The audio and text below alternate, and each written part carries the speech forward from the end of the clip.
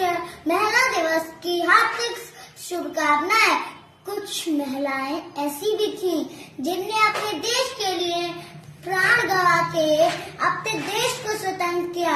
आज ना होती हम ऐसे स्वतंत्र ना बैठे होते और अंग्रेजों का अत्याचार झेल रहे होते।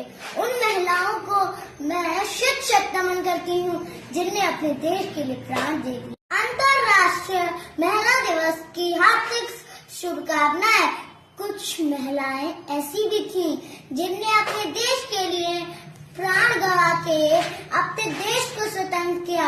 आज तक वो ना होती हम ऐसे स्वतंत्र ना बैठे होते और अंग्रेजों का अत्याचार झेल रहे होते।